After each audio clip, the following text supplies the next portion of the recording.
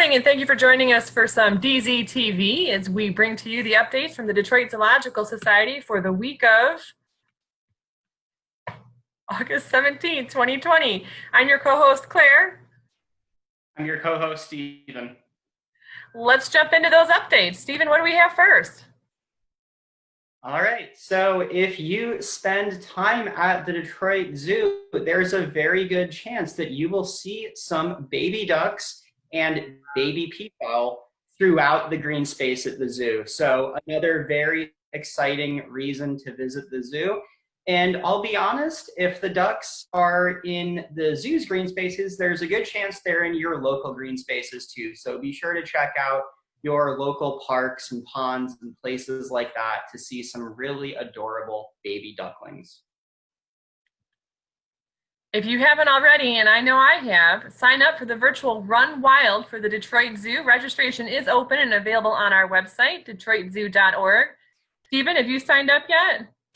I guess I have a question about that. It's called a virtual Run Wild. Does that mean we don't have to actually run, or do you still have to run? That's a great question.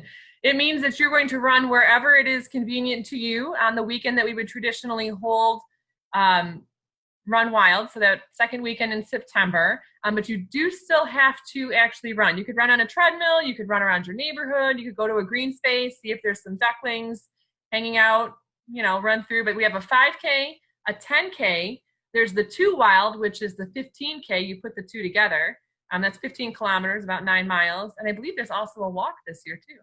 Wow, all right. Well, I was planning on running some errands, but I think I will maybe go for that 2 Wild, see what happens. I signed up for the 2 Wild. Apparently you get a commemorative plush frog, and my soft spot for frogs has made me, make a questionable decision here as to how far I can actually run. That's pretty exciting. I might have to do the same and add to my display of plush animals. Stephen, what do we have for the Animal Live Cam Plays of the Week this week? All right, let's go ahead and roll the footage. Well, if you like birds, giraffes, and bears, you will love this week's Animal Live Cam Plays of the Week, starting off at number 3 with a penguin sports compilation. And this is a reminder about some of the many sports you can see on the Penguin Live Cam, like jumping out of the water right here, nice double hop to end that. Like swimming in the water, that's something that we don't really focus on too much, but if you see the right side of the screen, you'll see several penguins swimming. Like tail wagging, as we can see right here, excellent job, Mr. Gen 2 Penguin. And then finally, or not finally, but then porpoising right here, some more swimming, excellent job. And then finally, one of my favorite plays is the swim, cut, and jump out of the water. Still amazes me that that's something that these Gen 2 penguins are able to do.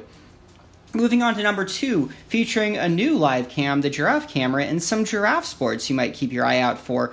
Like this one, giraffe eating. Now, when you're as tall as a giraffe, eating from the ground can be quite a challenge, but look how this giraffe spreads their forelimbs so that they're able to get their head lower. Another one is giraffe tail wagging. Look at the range of motion with that tail, and this one's a little bit harder to see, but here's some more tail wagging, so be sure to tune into the live cams to check that out. And then finally, giraffe synchronous walking, or synchronized walking. Now, if you're looking for something relaxing, I don't think there's much more relaxing than watching these two majestic animals walking side by side. Moving on to the caption this contest, photo credit Tom Roy. We had a couple of anonymous submissions this week. Can I tell you a secret? By Anonymous. And then, how does my breath smell? By Anonymous. Excellent job, whoever it was that submitted those. And now it's time for this week's photograph. And our caption was, proper dental hygiene is very important.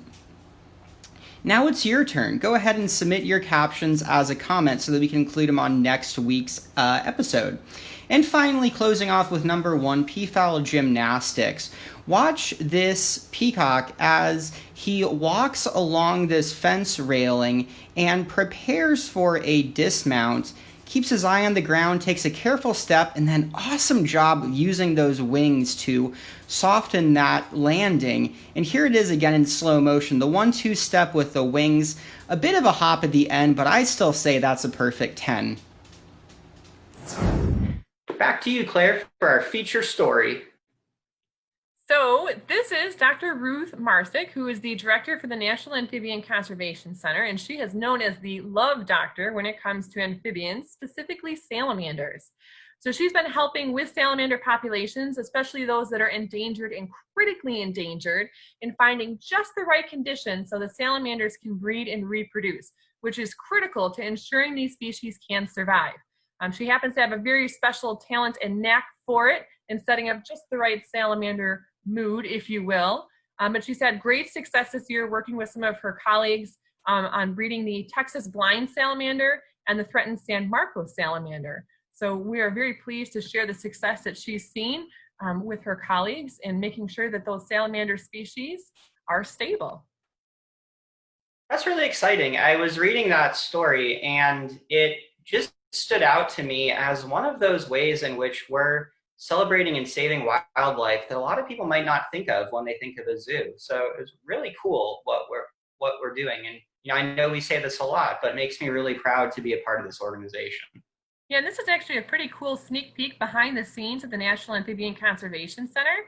Our guests are used to walking through the building and seeing the front of habitats, but there are just as many, if not more, species behind the scenes that are going through critical assurance populations and breeding programs just like this one to ensure the survival of amphibians, because amphibians globally are threatened and endangered, and it's really important work that we have the opportunity to help with. Stephen, what do we have this week for virtual education programming? All right, well, today, Monday at 11, as always, we have DZTV with Claire and Stephen. There we are up there. And then at 4 p.m., we will get a Belle Isle Nature Center update from Erin. I don't remember coordinating our outfits for those photos, but I think we nailed it.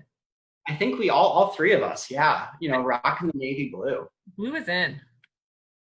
Tuesday, we're going to join Akila at 11 a.m. with Math in the Gardens, focusing on circles. I love Akila's garden series because I love gardens. And Stephen, you'll be back Tuesday afternoon for Ecological Footprints 1. I'm looking forward to that. Definitely. I'm looking forward to it too. And then you will be back on Wednesday at 11 a.m. for a virtual habitat chat with the peacocks, which I'm personally very excited about because they're one of the most fascinating animals that I think lives at the zoo. And then at 4 p.m., David will be talking about red pandas, another great animal species. Yeah, I have to figure out where exactly I'm going to go for the peacock habitat chat because they are free range around the zoo. So they're going to be leading the way on Wednesday morning as to where we end up. Stephen, you're back on Thursday morning at 11 a.m. with Ecological Footprints 2. And then Sandy will be joining us as she continues her Monarch Mysteries programming, focusing on the gender of monarch butterflies, which apparently you can tell just by looking at them. So I'm going to have to tune in and brush up on my gender identification skills with monarchs with Sandy. I had no idea. I'm really excited for that. Another mystery that will be solved. And then finally, Friday at 11 a.m., the new but already hit series Brad at the Barn will continue with miniature donkeys. And then at 4 p.m., Danae will be sharing some fascinating information about pelicans. Looks like we're getting a breaking news report. I think we're actually going to go to Danae to hear about that. Thanks, Stephen and Claire. Welcome to the Animal Rescue Challenge. This week, we'll be sharing animal rescue stories about grizzly bears, Chilean flamingos, and more. We will also share different actions you can take to help other wildlife in need. Kind of like these little baby robins. Back to you. A lot of special guests there on that breaking news report. That was pretty fantastic. Pretty exciting. It sounds like there's going to be a lot of special guests for the Summer Virtual Venture this week, so we'll have to all check that out. Tune in. All right, for the weather report, we're going to go to Puppet McPuppet Face. Puppet, how's the weather out there? It's a beautiful day to be a puppet! That's I think the third time that Puppet Face has made an appearance on Virtual Vitamin Z. So he's really, really showing his range there. I think that he was a correspondent, he led a lesson, was helping birds, and now a weather correspondent. So thank you, Puppet McPuppetface. I'm starting to feel nervous about my job as co-host here. I mean, he's making such regular. I would not be surprised if one of us were to be replaced maybe next week. All right, Detroit, stay healthy. Make sure you tune in this week for all the Virtual Vitamin Z programming lineup, and we'll see you back here next week for more DZTV. Thanks for joining us. Bye.